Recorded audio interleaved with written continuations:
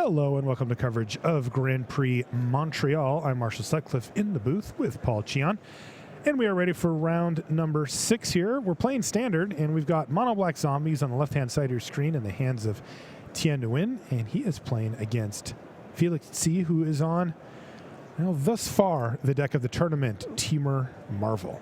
Kind of the bad guy. And it is kind of funny how somehow we have a matchup of zombies against Temur, and Temur is the bad guy, and this like undead army is kind of the side that everybody's rooting for. Yeah, I even find myself doing that too. Why is that? Yeah, but if you notice, Felix, and this is kind of something that I expected from a lot of the Marvel decks, kind of them adjusting their game plan because of the existence of the zombies deck. If you looked at Felix's hand, he had Sweltering Suns main deck in his hand, and that could come in handy here. Thien's going to go ahead and get in there. Yeah, Thien. Wow, look at him. Thien with a great start. And if you look, older versions of Marvel just did not play Sweltering Suns, right? They all just wanted to either go on top of each other or just played all these other value cards. And this is kind of what I expected. This is why I was really afraid. If I were to play in this tournament, I'd be really afraid to play zombies because all these Marvel decks, or a lot of the other decks, are going to be ready for you. They're going to have sweepers. Look at him. He's already picking up his permanents here. I mean, the writing was on the wall after that Rogue Refiner attacked. Right. But still, Thien Nguyen just gets blown out here by Sweltering Suns, sweeps away his entire board, and now he's in rebuild mode. Though this is a nice one. Diagraph Colossus with 2 actual zombies in the graveyard and a kind of wannabe zombie there, too. Yeah, the Mimic's not quite a zombie. No. But yeah, Diagraph Colossus is going to come down as a 4/4, and if Thien gets to untap with it, it could just start spewing out zombies all over the place. Definitely. But Felix has bought himself a ton of time here because of the inclusion of the main deck Sweltering Suns.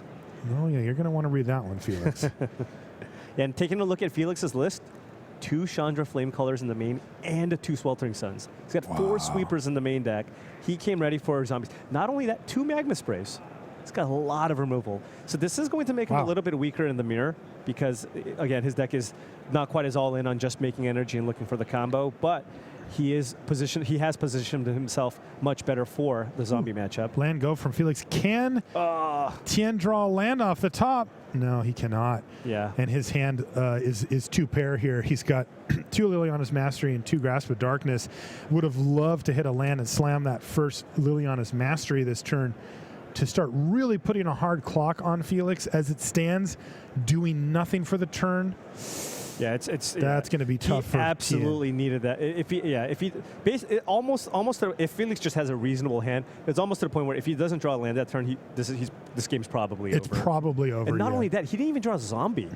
He drew the worst possible card. He drew Grasp of Darkness. Had to be the worst card in his deck. I guess he's playing 2 Fatal Pushes. Maybe that's a little bit worse. Sure. Yeah. And now his threat is also gone. Yikes. And Felix still has 6 energy and all the time in the world here. Yeah, how coincidental. Felix is going to go for an Attune with Ether. And he's got an Ulu Mug in hand. Mm-hmm. And again, but if Felix doesn't have a Marvel here, Thien might be able to steal this by just dropping some Liliana's Masteries. Oh no, that's a Chandra Flame Caller. Well, we'll see that next turn probably. Yeah, and Felix opted to play the Puzzle Knot there over just running out the Whirler Virtuoso. I think he wanted more energy. Given that Thien's played nothing, you can kind of put him on at least 1 Grasp of Darkness. So if you want to play the Virtuoso, you want to be able to produce more Thopters. He has upgraded to a full house. Has he? Yeah, he's got Liliana's Masteries over Grasp of Darknesses. Okay. And there's that land, but the question now is it too late? Yeah. And Felix drew Sweltering Suns. So Felix doesn't even have to tick down the Chandra here. He can just cast Sweltering Suns and then put Thien to 5 this turn. Wow. Oh my goodness. And a Marvel off the top. All right. Well, just had it all. I might have seen enough here. Felix C just putting on a show here. Yeah. And Thien just being maximized punish for missing that 1 land drop. This board would look totally different if he had done so. Although it looks like Felix is going to take a little bit more of a conservative line here and still just minus Chandra. Yeah, he can... This does give him protection for the next Right. Liliana's Mastery, and it is reasonable for him to think that Thien could have a second copy of it, given that he didn't have anything to do with this mana until finding this fifth land. The one downside here, though, is if Thien did have a second Liliana's Mastery, now the Sweltering Suns in Felix's hand doesn't actually wipe the board. Oh, but yeah. he can opt to Sweltering Suns and then mine a Chandra for 1 Sure. if he really wanted to get rid of all the zombies. Yeah, these are 4/4 zombies, of course, as both of the Liliana's Masteries are affecting them. And it looks like he marveled into a marvel, but no worries. Yeah. He's got 4 energy still, and he's going to just respin. That's 4 energy, by the way, after the spin. Right. The second one. Yeah. Anytime you get a second Marvel, it will generate 2 energy as they both trigger. And now he's at 6 energy. He's going to 3 spin in 1 turn? 3rd time's the charm. What is going on? He just wants an Ulamog here. He just wants to end the game. He's seen 18 cards? Oh, wow. He's missed again really whiffing here. Somehow. Oh, my. Look at Thien. He's like, this is gas. You just spun that thing 3 times in 1 turn, and the net result was a Rogue Refiner. Well, the thing is, I mean, Felix does have that Puzzle Knot in play. That will generate 4 energy, and Felix does get another spin here if he wants. Oh, he has two Ulamogs in hand. So that kind of explains why we haven't really been seeing any Ulamogs off these spins. He is playing the full 4 in the main. So only half of his Ulamogs are gone. I love that reaction from Thien, by the way. Ooh. All right, Felix opting to be aggressive here. Didn't even think about this. this. If Thien just blocks any of the creatures, then Felix can just hardcast Sweltering Suns to get rid of the zombies now as they've taken damage. Felix gets 2 energy.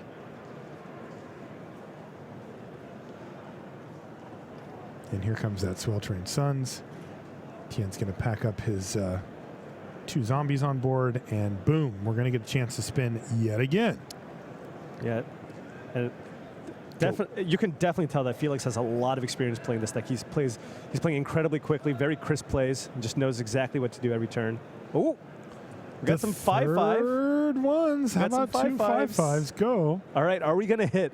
Is this the 4th spin? This is a 4th spin, and it's right off the top. And you know what? No slow rolls. Felix wastes no time. He just throws that one on the table. Jeez. And Thien also wastes no time in scooping up his permanents. And that's Felix C. winning the first game here in round 6. We'll have more live magic for you after these messages.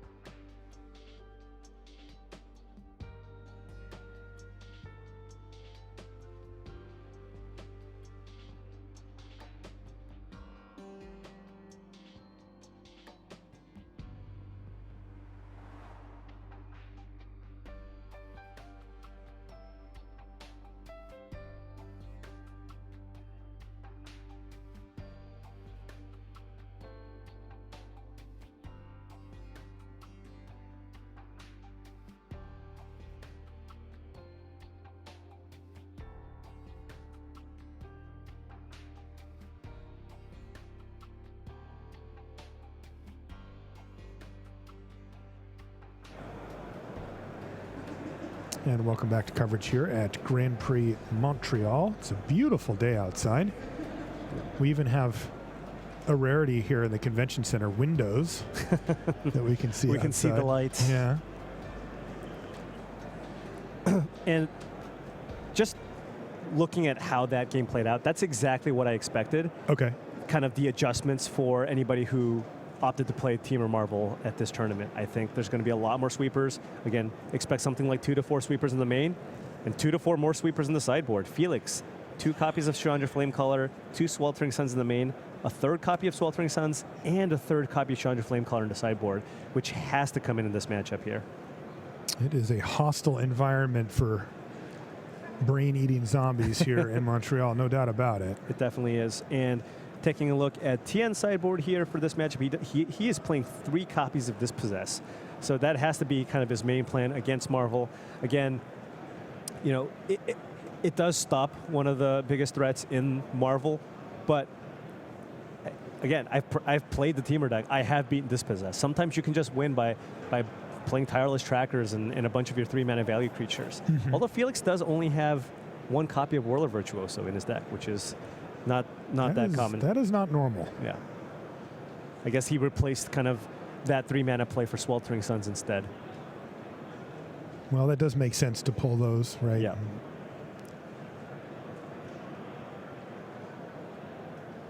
And Dispossess only getting 1 card, so if he draws multiple copies, they're not really going to do a whole lot.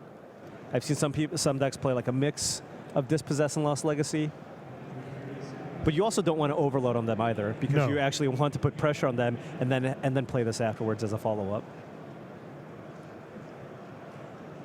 I've seen quite a few games go like that where they drew too many of those type of effects, and yes, they stripped away a lot of the threats, but this is not an all-in combo deck. It's just not. It just has other game plans available to it, which admittedly aren't quite as powerful. They can still get the job done. That's what makes this deck that's what makes this deck almost oppressive. It just very similar to kind of how the Cat combo deck played out prior to the banning. It can just play this very solid mid-range game, right? Where it can just grind you out by drawing cards and making Thopters and all that energy stuff. And then it just has this random, oops, I win combo. Yeah, these to me are the best type of combo decks. It reminds me of Splinter Twin in Modern, right? That comes to mind. It had a perfectly serviceable main game plan, but it also had the ability to threaten an instant win out of nowhere. Turn 4. Yeah, that just people had to respect, and it changed the way that they played against you. If you remember back to the Cobblade days when there was a version in Standard that was Cobblade kind of combined with Splinter Twin as it stood in Standard that had a similar feel, where they just get to kind of have, you know, maybe not the best of both worlds. Like, it's not the most consistent combo deck. It's not the best mid-range deck, but they have such a big piece of the pie for both strategies. It just makes it tough to beat them. Right. You know, because when you think about, go to Modern and look at most pure combo decks. If you disrupt them heavily, they have a very difficult time winning. Right. Yeah, and that's the thing with decks like Splinter Twin in the past. Oftentimes you can just board out the combo, or you can go down to 1 or 2 Splinter Twins, but people still have to respect it. And you can just kind of turn into this blue-red tempo-y control deck. Totally. You see that with Obzon in Modern as well these days, where they can win out of nowhere with a combo, but also just cast a bunch of Kitchen Finks and that kind of stuff and just grind you out. Yeah. I think those decks are great, by the way. I think that those are traditionally some of the best position decks in Constructed are the decks that have the oops, I win backup plan, or maybe it's their main plan, but then also can completely just switch gears on you and kind of chug forward with a more middle ground game plan. Yeah, I think the issue is having that kind of flexibility is a little dangerous in Standard, where it just feels oppressively powerful. Yeah. Where what are you supposed to do, right? Because it really just invalidates a lot of mid-range strategies that you could be playing. I mean, Sean McLaren has had some success with black-green, but you really don't see that much black-green in Standard anymore. And Marvel is a large part of that. You either have to be really aggressive and go under them, or play a ton of counterspells, or just play Marvel. Those are pretty much the only things you can do. Yeah, most people here decided to do that. So Felix C actually asked the judge for an oracle reading on Relentless Dead there, and he should. There's a lot of rules text on that card, but about halfway through reading it, he thought, okay, well, I've seen enough. I'm going to go ahead and magma spray that thing. Yeah, Felix definitely wants to get that Diregraph Colossus off the board, and he's got 2 Harness Lightning, so I imagine he's just going to fire it off here. Yep, it is a cast trigger, so you're going to want to do that on your main phase. And Thien can't really punish him too badly here. It's not turn 5 yet. See Oliver 2 walking by with a match slip already for this round somehow. Jeez, he must have marveled people really fast. He's not messing around. All right, so good board state here for Thien. He's got decent amount of power and toughness. and is forcing the issue at least on Felix to do something. Yeah, so Felix is likely just going to pass and then use the Harness Lightning on the Lord of the Cursed here. He could main phase it, but there's no real reason to. Thien doesn't really have any way to protect that Lord of the Accursed.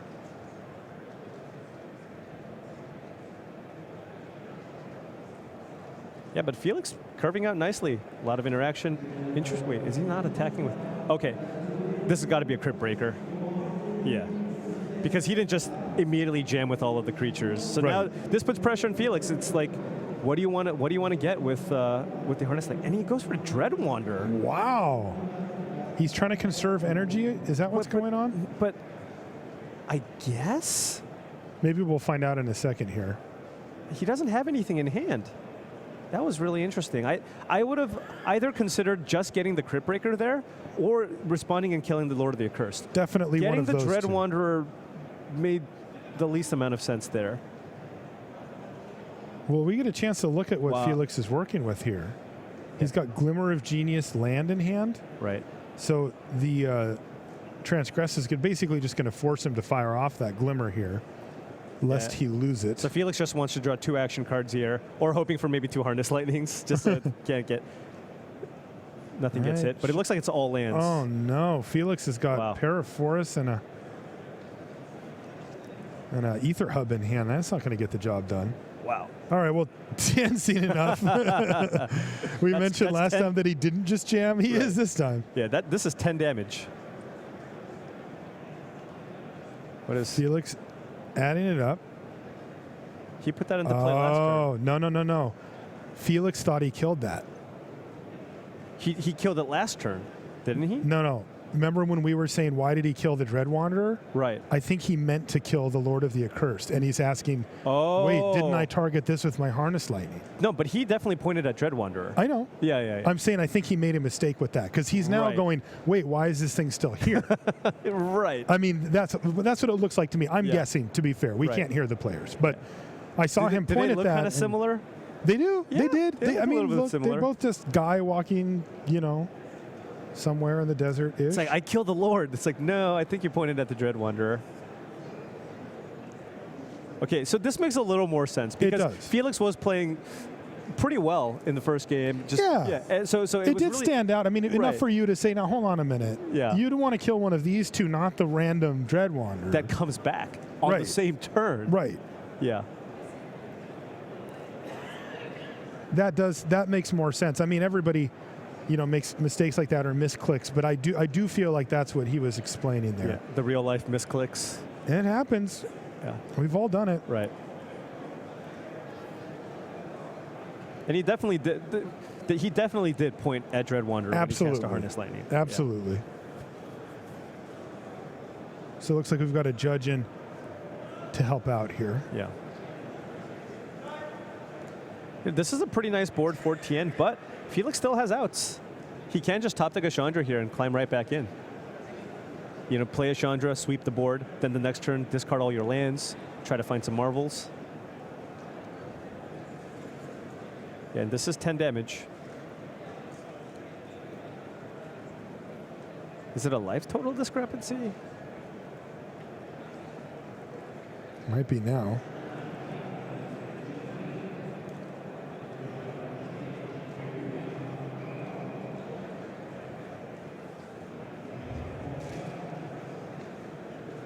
So is this a 2-turn clock? Let's see, we get Felix down to 6. Felix can crack the puzzle now, but that'll still only just put him to 9. Chat says he turned his Harness Lightning into a Chaos Orb. He just threw it on the table. It hit something. Yeah, it got something. If he's lucky, don't think that was his plan.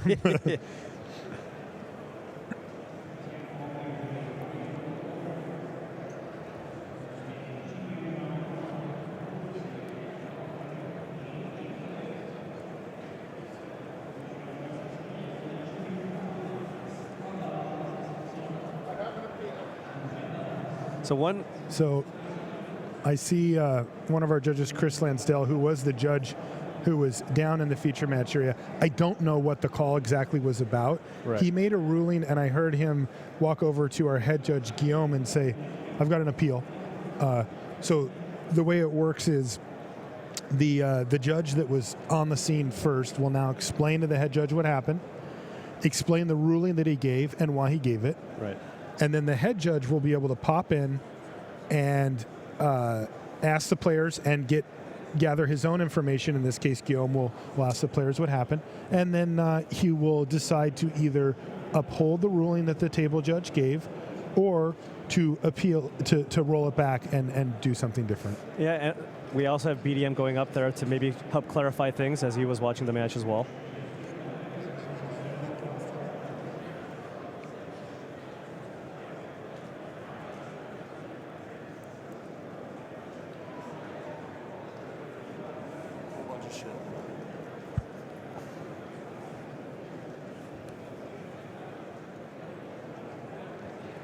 So we're letting the judges kind of handle this for the moment.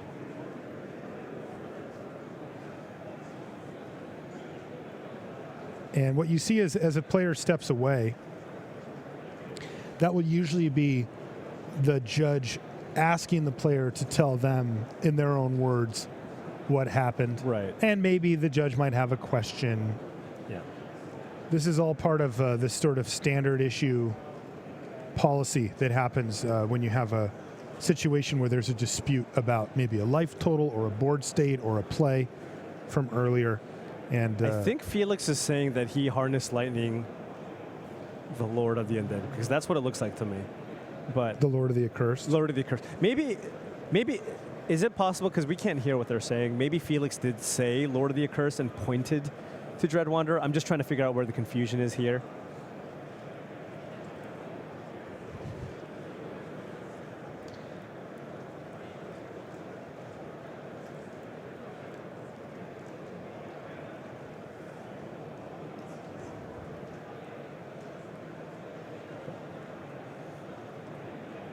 This is Thien attacking again for 10 damage to Felix. Felix does have, of course, 3 copies of Sweltering Suns along with a bunch of Chandras. So this might look bad, but like I said before, Felix does have outs here. So what I'm getting from is that Felix had verbalized, I want to do 3 to the Lord. And the Lord being the Lord of the Accursed, but didn't point to the right card. Okay. So then it went to the graveyard. Then Thien paid to bring it back, but they didn't notice that there had been a discrepancy there. Oh. And, that was a turn prior. So it looks like, it is an interesting discussion, right? Like, is my physical action what counts, or is it my verbal action? If I say I want to kill the Lord, but I point to the wrong card, what should happen? And the key is, of course, that a turn has passed. If we caught it right away, like let's say you said that to me, I'll do 3 to the Lord, but you pointed my Dread Wanderer, I'd be like, so you're targeting my Lord of the Accursed. I would try to clarify. I would say and you would say, yeah, right. I'm targeting the Lord of the Accursed. I didn't mean to point at that. I'd be like, okay, yeah. Lord of the Accursed. But also, if we were just playing, just like casually, we would just kind of look back and be like, oh, well, what makes the most sense? Obviously, sure. You don't mean want if we were at your house, right? Exactly. Sure. That doesn't that don't fly here. That doesn't apply here for sure. But we would figure out like, yeah, of course that makes a lot more sense. You want to get the Lord. So if you verbally said Lord, I mean he did. We don't know if he verbally said Lord. The only thing that we know is that he pointed at the Dread Wanderer. Yeah. Great. We've got some action at our side table here while we can let this thing get sorted out. So let's jump over and see what Paul, hey, Marvel Dean versus Omar Marvel. in a shocking twist. Do you think Omar got a turn for Ulamog in game 1 maybe? It's definitely possible. All right. Oh, wow, man. but no play out of Omar here with 6 lands. Omar is way behind. Yeah. Looks like they're both on the Flame Colors, which I think that's going to be common. You're going to see a lot of Flame Colors out of these Temur decks. But yeah, this is going to be tough for Omar after he just passed a turn back. We don't know much about what's in his hand, but he's facing down a Clue, a Chandra, and even more energy and land. So this is just going to be... Paul must have resolved like an early tracker. I see a Clue, and he's got 6 cards in hand. Yeah. And Omar had nothing. Yeah. And Omar down to 4. Chandra is presenting lethal here. It's possible Omar just has like a handful of negates or something, but One thing that I've been noticing at the top tables here is a lot of people are playing that one copy of the Shrine of the Forsaken Gods.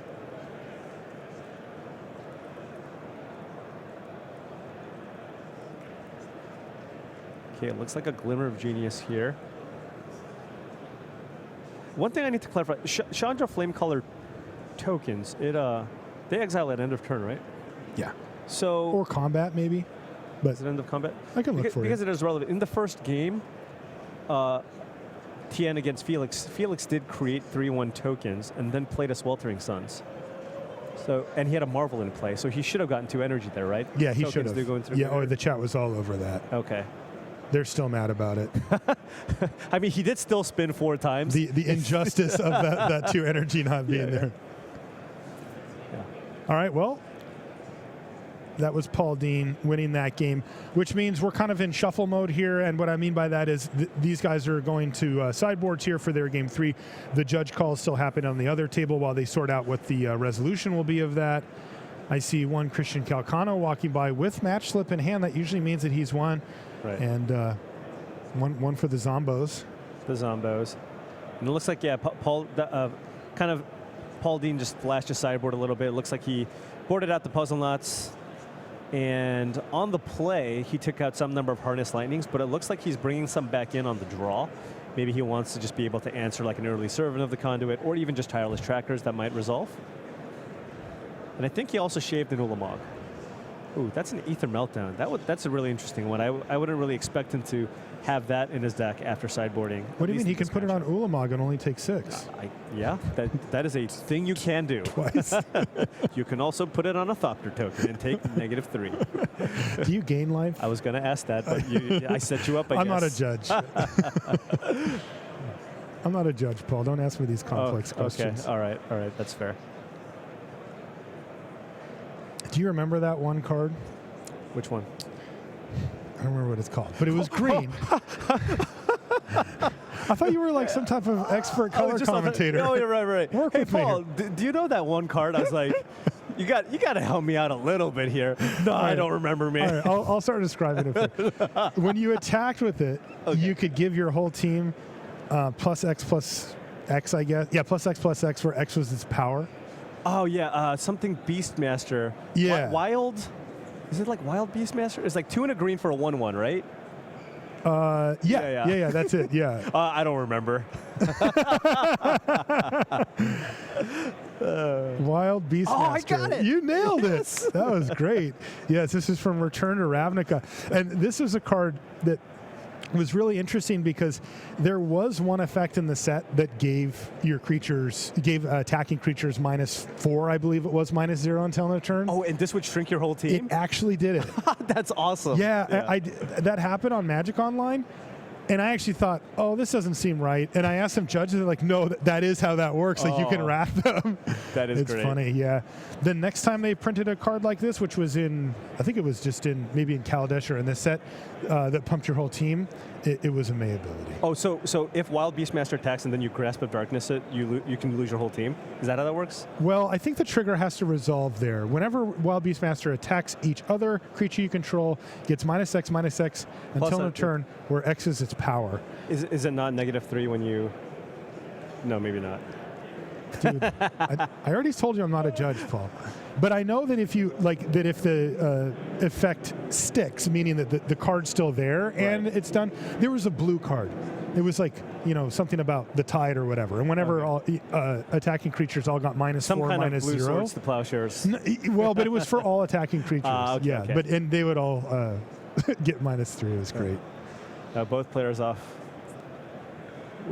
starting out with the exact same start here. Paul might get a mountain here. Okay. Chat, by the way, is remembering a video I did. I played Ether Meltdown on, which we were just talking about, on a Cultivator of Blades, which is kind of the latest version of that when this attacks thing. Yeah. But that's a May ability. But I did it. Well, I did it on a draft video. My opponent didn't know. They're like, sure.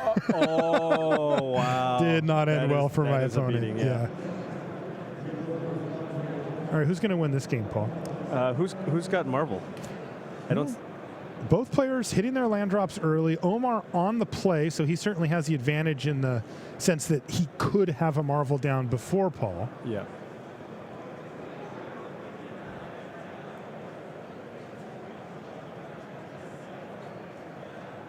Okay. It is kind of scary, by the way, in this matchup.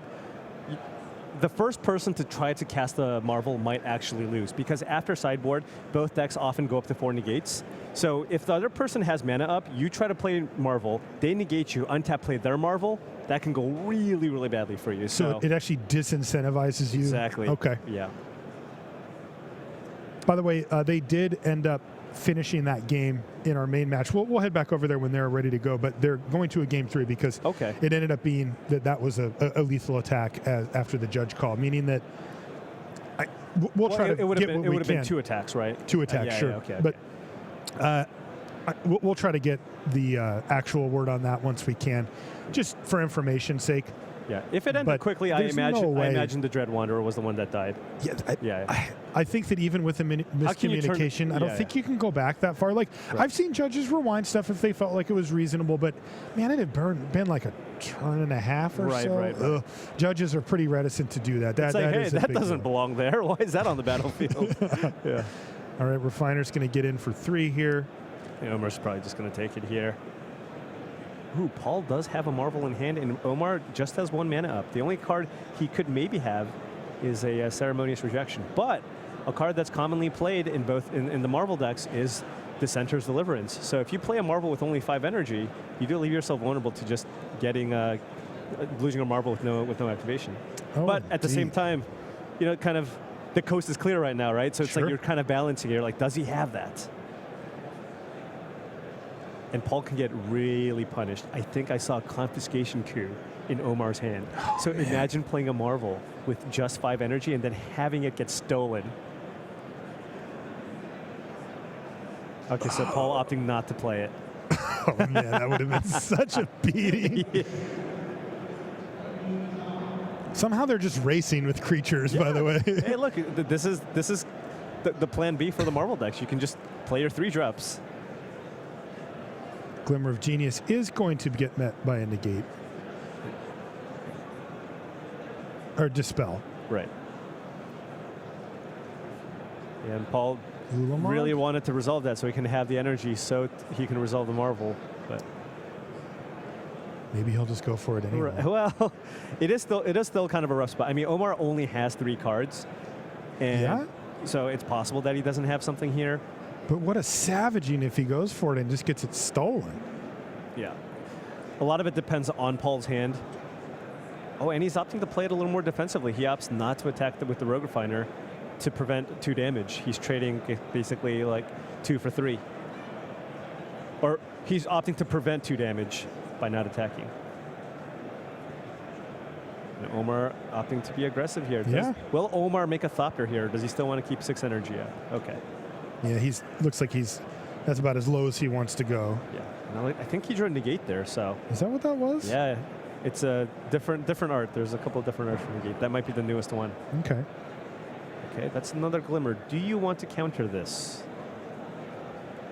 It's rough, right? Because Paul is at 5 energy.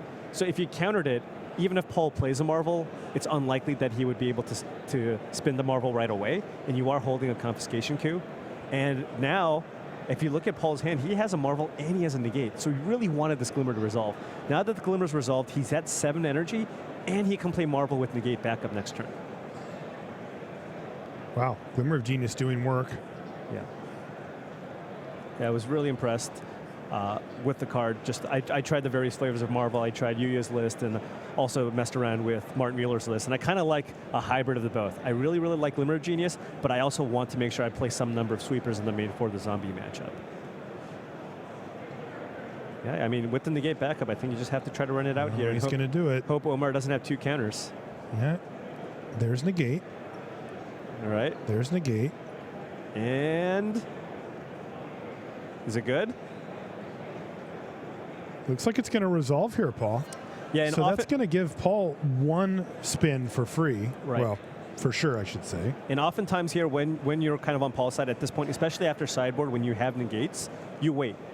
you don't just Marvel right away. You don't need to try to get the lands. You just wait, because if Omar plays his own Marvel, then you have the option of being able to spin your Marvel and either find a negate, or a lot of these decks also play one copy of Torrential Gearhulk. You can play Gearhulk to also counter your opponent's Marvel. I saw somebody at the PT Marvel into Censor to counter a hardcast Ulamog. I'm like, what in the world? You know what's really funny, actually? Ulamog gets censored a lot because, well, I mean, you're most of the time just casting it when you can. So I think Omar at this point just has to go for the confiscation coup. He doesn't have his own Marvel. He could just try to keep up Torrential Gearhulk, I think, if he plays a land, but there's nothing really in his graveyard that he wants to Gearhulk, right? No, it doesn't solve the problem that he's facing, which is a Aetherworks Marvel and not a creature of some sort. So yeah, yoink, Omar. Well, I guess one thing he could consider is letting the Marvel resolve. If Paul hits an Ulamog, he can maybe try to steal that with the coup, but he's going to be on only 3 lands, so that's going to be really tough. Or I guess 4 lands. Oh, there we go. Going for it. Confiscation coup. So first things first, Paul's going to want to see if he can hit something. All right, so is he going to hit a negate here? So what does he want? Is Ulamog just great? I mean, what? Ulamog or a negate would work, but it looks like they're all blanks. That he totally missed. He did. He hit Dispel, but wow. Confiscation coup, not dispellable. Whoa. Omar's sitting there with that coup on the stack like, can I have that, please? we call that a hard whiff. He didn't, like, did he really just brick? Well, like, we obviously know he didn't hit the things he wanted to. What was the red spell? Was that a Harness Lightning? Maybe, I believe. Maybe it was Harness Lightning. Maybe he can get a Virtuoso here. No. Oh, it's a puzzle knot, but that is not going to do him a lot of good. Yeah. And Omar stealing the Marvel. This is the dream when you board in the confiscation coup. He actually did it. Probably want to put that coup in the yard. Yeah. There we go. And he still got the energy. Confiscation coup generates 4 energy, so he still has 7 floating. He can activate it next turn. Paul needs to find an answer or hope that Omar misses on the Marvel here. I mean, nobody ever misses on Marvel, right? Yeah, I guess so. Paul was hoping to find his own Marvel again. Try to get something going. Yeah, with the land in hand, he does have the mana to play Marvel, activate Puzzle Knot, and spin again. And it would be pretty nice to hit a Ulamog with the other Marvel tapped. Right. And Omar is firmly in the driver's seat at this point. He's got the threats and the Virtuoso and the Thopter. He doesn't have to spin the Marvel right away. He can just pass. And he also has Torrential Gearhulk. Oh, my goodness. Confiscation coup to take it back. Oh, They're just playing ping pong with this Aetherworks Marvel. Wow. What in the world? Yeah, and Paul can't activate next turn. Okay. This is great. Well, now we just need another one, right? I do. Or just another or Omar can just top deck Marvel here. Right. That would be totally reasonable. This Marvel's been tapped for 3 turn cycles. It's like I just want to be used. It just wants to spread its wings and fly. Yeah. But these guys will not let them do it. All right, well. I wonder what Omar's considering here. It looks like he might be considering just using the Virtuoso, but I imagine you want Marvel to be one of your outs unless he boarded some out, but I can't imagine that's what happened. Yeah, that's a long way to go, even just making an additional couple of Thopters with Paul getting the spin here. Ooh, he got a tune with Ether. That does get him up to the right number of energy, doesn't it? It does. He's also got the Puzzle Knot on the battlefield, but now that gets him even closer just hard casting the Ulamog in his hand. Sure. This will put 8 lands into play. He's got another one in hand, so he just needs 1 more land to just hard cast Ulamog. And then have it get stolen by a top deck confiscation queue. Omar has the energy. That would give him 11 energy.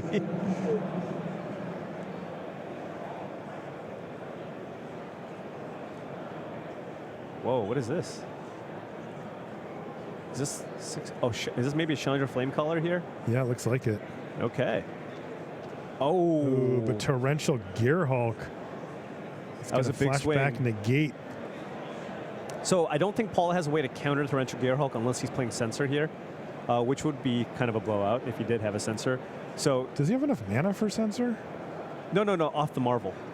off the Marvel. He does have 6 energy here. Gotcha. So he could maybe try to hit that. Let me take a look really quickly at his list. He doesn't have Dispel. Yeah, the thing is he can also wait to just have Gear Hulk resolve and then now think about whether or not he wants to spin the Marvel off the to see if he can counter the negate if he feels like he wants to resolve the Chandra. Chandra does look worse with the Gear Hulk out there, though, doesn't it? Right. I mean, of course, a lot of this is contingent on what he hits with the Marvel, especially if it ends up being a creature of some sort. If you let the Gear Hulk resolve and negates in the stack, at this point, there's no reason not to just spin the Marvel once the negate's on the stack. I don't know if Paul is considering spinning the Marvel in response to the Gear Hulk, but it looks like negate's on the stack. So if negate's on the stack, might as well, because Torrential Gear Hulk is in play, so if he hits Ulamog, he can still get the Gear Hulk plus the Virtuoso. Yeah, so that makes sense. But he's got one of the Ulamogs in hand. Did he whiff again? Don't think he hit an Ulamog. Yeah. Usually if you hit an Ulamog, it just immediately enters the battlefield, so. Yeah, last time we saw one on camera, it was the first card out, and it just hit the battlefield immediately. Right. Yeah, it looks like there's only a Glimmer of Genius and Harness Lightning here. And now, can he Harness Lightning away the Hulk? No, he's on 0 energy right now. Oh, no. He can use it to get the Virtuoso. Ugh. He could also choose to cast Glimmer, but Omar is currently on 7 energy. He's got 8 damage on the battlefield right now with the Gear Hulk and the creatures. He can make 2 more Thopters and put Paul down to 1.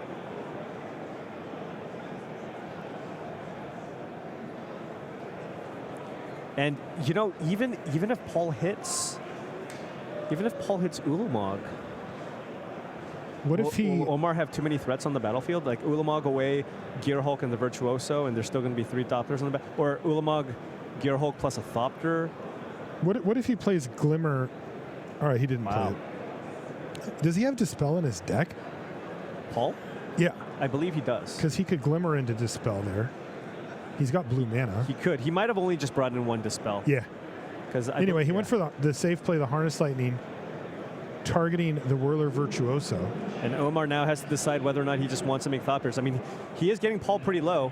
It does eliminate the out of drawing a Marvel, but you know, a Gear Hulk plus 3 Thopters might just be enough to kind of win this game. Yeah, I mean, how many draw steps is he realistically getting here as well? I mean, I like what you said earlier about keeping Marvel as a live out, but if your chance of drawing it's very low, it may be better to make hay while the sun's shining, because that energy could just be fallow. Like, if he doesn't draw, you know, an energy sink for it, there's not that many in the deck. Whirler Virtuoso is like the second best one. Yeah. And so the reason why Paul went for the Lightning to try to minimize the damage, he has another Harness Lightning in hand with the Wood Weaver's Puzzle Knot. He might actually look to play it even more conservatively, crack Puzzle Knot, and just use Harness Lightning to get rid of the Gear Hulk. Yeah. That's also possible, because he's just 2 lands away from casting Ulamog. Yeah, for sure. So maybe all he wants to do is just survive here. Censor was his draw step. He did have Censor, but I don't think that's one of the cards he saw off the Marvel, but that was certainly a consideration when the Gear Hulk was on the stack. Totally.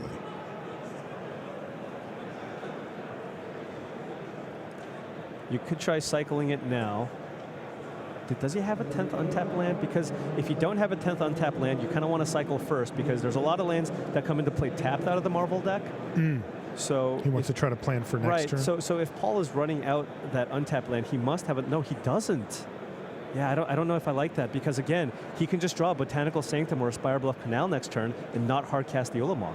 Yeah, that is risky biz right there. Yeah. And it's not like Omar is at a point where the Censor's going to do anything. But Omar found an Aetherworks Marvel now. Yeah, now Paul's got a cycle here. Try to find a negate.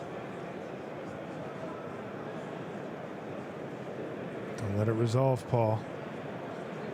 Well, he does have the ability to try to spin the Marvel. He's got the Harness Lightning, which he can use to kill off the Thopter, sacrifice Puzzle Knot, go to 6 energy, and then spin the Marvel. That'll also put him at 8 life, so the Gear Hulk doesn't get him. Okay, he's at 8. He's got 4 energy. He's got 4 energy now. It's just on the Marvel. Now it's like, I'm only using my energy for the Marvel.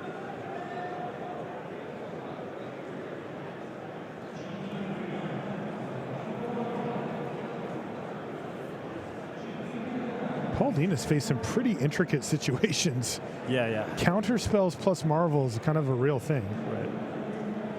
Yeah. I think this Harness Lightning should just go at the Thopter here.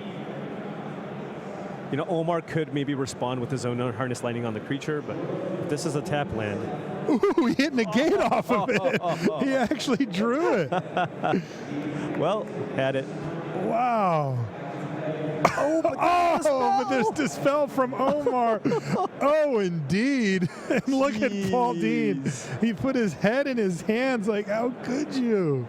And I think now he wants to resolve the harness lightning here, so Omar can't counter him back. He's going to go up to 6 energy, and he should probably spin the Marvel in response to the dispel here. Why does he have extra? Oh, okay. Yeah, harness lightning netted him 2 energy. Okay. Wait, so he went up to 7, and so he should be on 0 energy now, right? He had 4 off the puzzle knot. Cast hard. Oh, he didn't kill the Thopter. Okay, I got it. He just got all the energy from it. Right, okay. That's an Ulamog. He did. He hit an Ulamog. He hit an Ulamog. I see one in the pile. But but everything is on the stack, so he cannot exile the Marvel. Omar will get a spin, but he can just, I guess. I mean, this isn't bad, but Right. Yeah, but Omar with 7 energy in the bank is going to get a chance. And you know what the best answer for Ulamog is? Another one. Your own copy. Here we go. Here we go. Let's see if Omar can hit it right back. What a flurry. He hasn't drawn one yet, right? Has he? I don't know what's in his hand. Here, does he have one? No. No, he That's missed. a whiff. That is a whiff. He missed. He hit a Glimmer of Genius and a Whirler Virtuoso. He's going to play the Whirler. It's going to get him back up to 4 energy. Oh. Wow. Even with how much ground Paul Thien has made up. Every point of damage. Yeah, Omar can just. Still feels like Omar's right in this. Yeah, Omar can still just take the 10 damage here. Harness Lightning off the top, which is not a land for Paul to be able to cast that Ulamog. Yeah. Paul can opt to be a little bit aggressive here. He also has a Lumbering Falls in play. He can opt to attack with that as well if he wants. Sure. Omar is threatening 4 damage here if he opts to make a token with the Virtuoso, but don't think that's kind of what he wants to be doing here. He might want to just trade off the Virtuoso with the Ulamog. That puts him to 5 energy, which does give him the out of just drawing Ether Hub for 6 energy. I think he also had a Harness Lightning in hand, so that would also allow him. So you may just chump block with the Virtuoso. Yeah, that's what I meant.